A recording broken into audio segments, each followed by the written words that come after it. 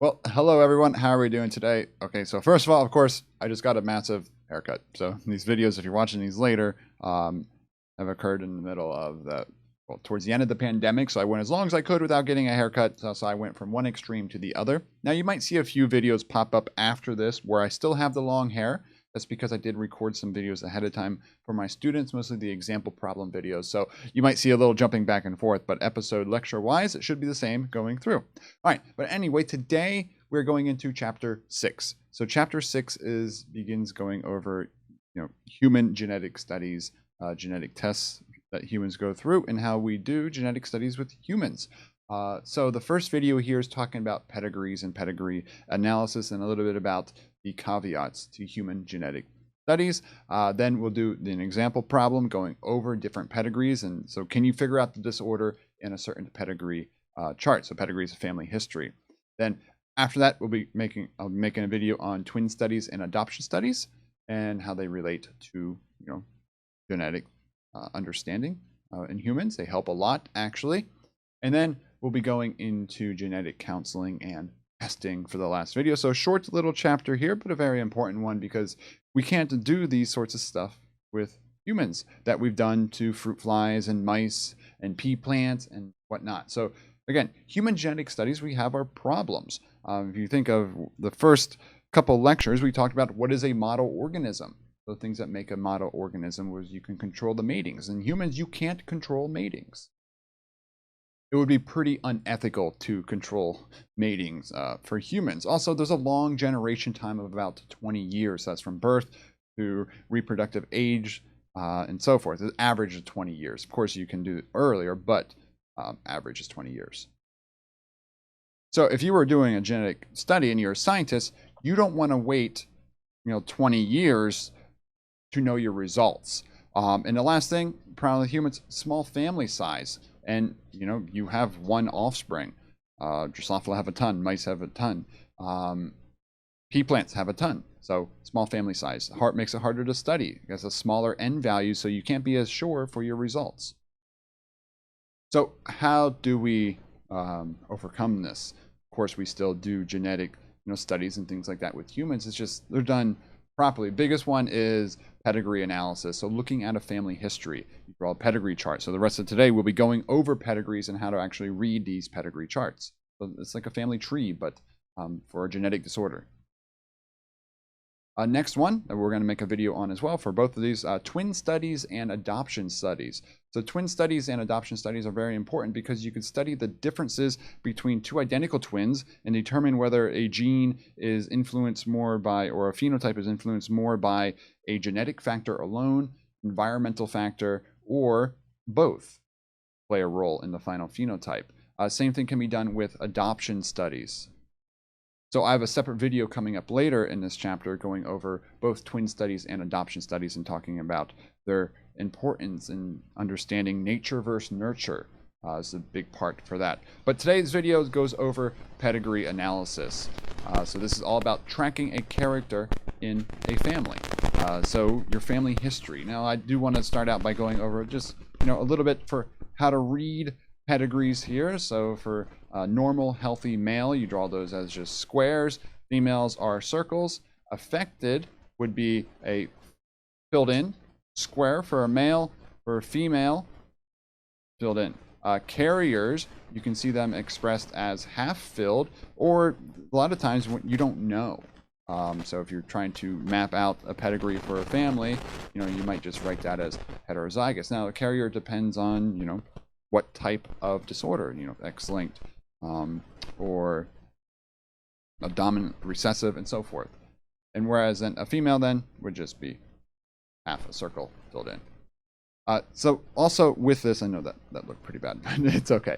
There are also other designations you might find on a pedigree. One might be the proband. So if there's a P pointing to this one here, that's the person with the pedigree is initiated.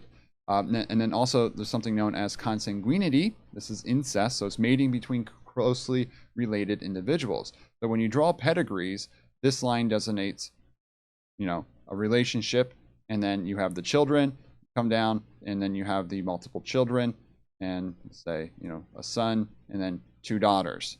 So this is typically how a pedigree looks like. You put a Roman numeral 1 here, so the numbering system, a Roman numeral 2 here for the second generation, then you number each of these as well from left to right.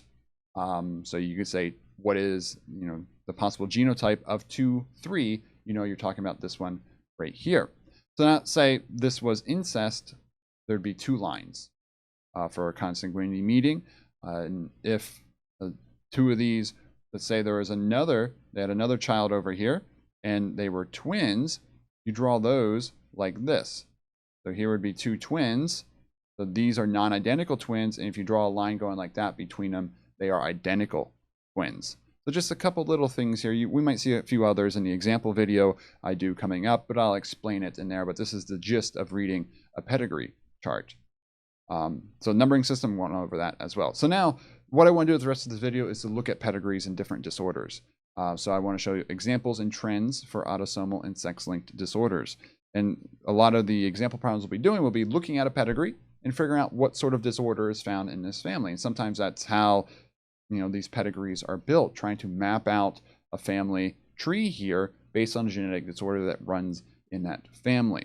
And there's a couple little hints for each one that I'm going to go over here, and it could help you in understanding this later. All right, first one, an autosomal recessive disorder. So that means to have the disorder, you have to be homozygous recessive. Versions that are heterozygous or homozygous dominant do not have the disorder. So this is also an equal frequency in males and females. Equal frequency because it's autosomal recessive. We'll see how that changes later. So most parents of affected are carriers, and we'll see that coming through here. So that means it can often skip generations. And so looking through this now, if we know this is an autosomal recessive disorder, any filled in circle or square, male or female, has that recessive trait. So we know that from the start. And a big part about doing these pedigrees is guessing and checking sometimes. So what could this parent be here if we have homozygous recessive individuals? So this goes back to just doing a bunch of Punnett squares in your head. So I know this individual has to be heterozygous. You do this heterozygous Punnett square over here, you'll see how we got that.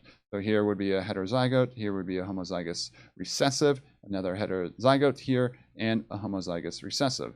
So 50% chance of being a heterozygote, 50% chance of being recessive. So then these other children here are all heterozygotes. And now, so this one didn't do anything. This one is then found, this partner over here, this female, same thing. This child has it.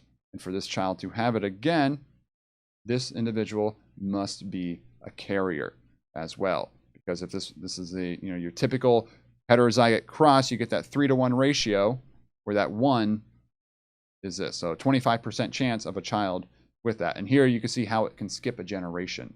So this would be, a rare occurrence because this individual has to find another carrier. That doesn't happen often. So very rare for that to happen. Okay, so next one is an autosomal dominant disorder. So either one of these, whereas the recessive form doesn't have it. So usually in equal frequency in males and females. Again, is also rare, and most parents of affected are carriers again, and doesn't skip generations.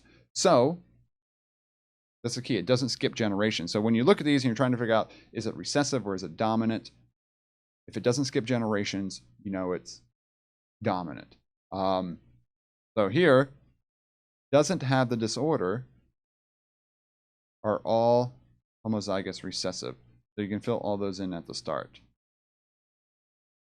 Now, the other ones can be either one or the other. And because this one doesn't have it, we know this one, both of these must be heterozygotes. If one of these was homozygous dominant, you wouldn't have any likelihood of getting this combination here. If one of these was recessive, they wouldn't have the disorder. So examples of polydactylism, examples of autosomal dominant disorders, polydactylism, hemophilia, not hemophilia, achondroplasia. Getting ahead of myself, hemophilia is X-linked recessive. But achondroplasia, which is a form of dwarfism. And then this one over here would also be heterozygous. Actually, no. This one would be A underscore. You won't be sure because there's a 25% chance of having a homozygous dominant and a 50% chance of having a heterozygous, but you write that as A underscore. Then same thing over here. This one's heterozygote because of this, and then this one would be heterozygote too. So see, you can fill in this entire family tree because of this, and that's one neat thing about doing these pedigree analysis. Okay, next one is an X-linked recessive disorder, and if you're so I might sound like I'm rushing through some of these. It's because of there are previous videos going over all of these concepts. So if you are lacking on X-linked disorders, Y-linked, and what that means, go back to a couple of previous ones in this lecture series and just touch up with that a little bit, and you'll understand this a little bit better. There's like an example problem going over X-linked Punnett squares. I'm not going to dwell on that too much here. Okay, for an X-linked recessive disorder, remember it is more common in males, and it tends to skip generations because of that. And it's never passed father to son. So if a father has it, so right down here, a father has it, and remember, X-linkage written as that, if it has it, that would be the male, and then this would be something like a female carrier here. So this father has it. It can't pass it to a son because the father only gives a Y chromosome.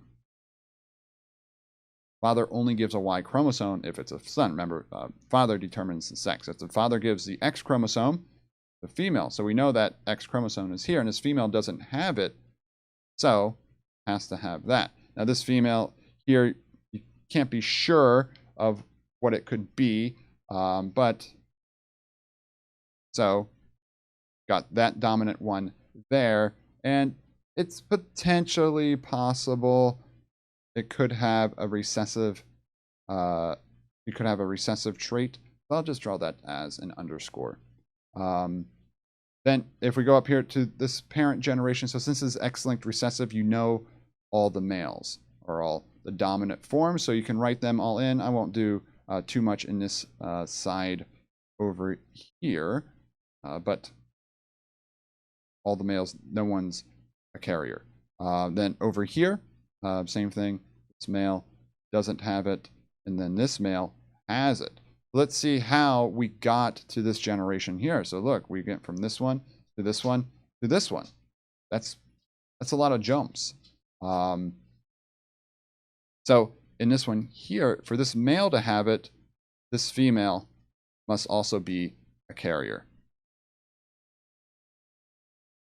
That means up here for the parent, this female must be a carrier because that's where this X chromosome came from in the affected male, and that's where this X chromosome came from in this individual here, whereas this father gave that one. So we have a carrier female now, and that's how it passes to this generation, and then each of these individuals will be XA underscore.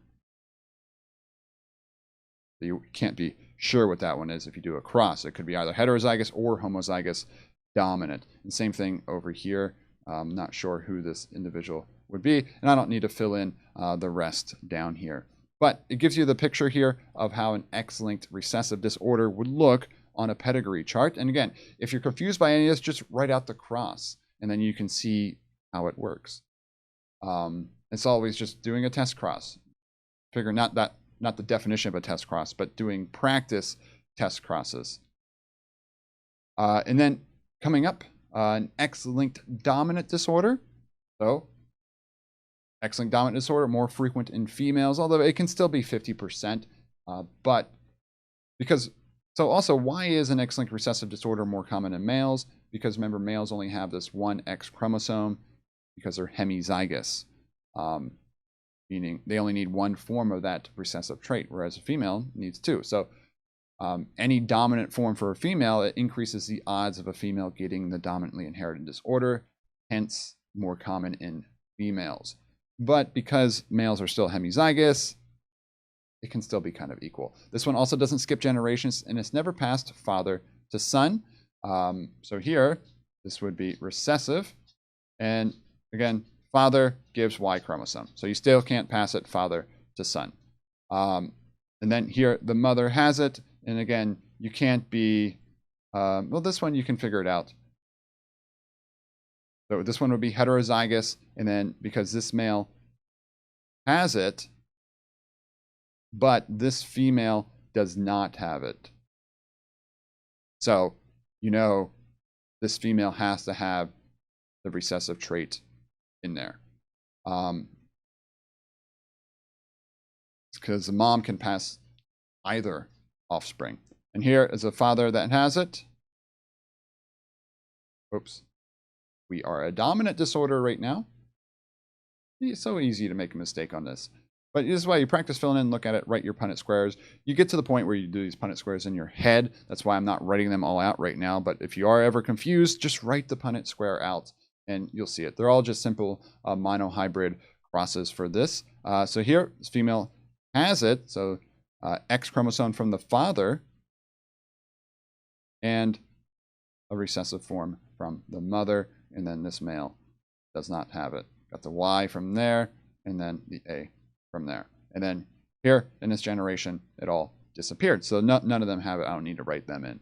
But yeah, it just shows how an autosomal dominant, an X-linked dominant disorder pass through the generation. So eventually you'll get to the point where you can look at these and start guessing. Now it does get messy if sex limitation and stuff like that starts, becoming involved. So here for a Y-linked disorder, these are only, affected males. Only males are affected. Remember, has to have the Y. I draw a prime there. You don't really call Y-linked disorders dominant or recessive. I just write a little prime there if they show the disorder state.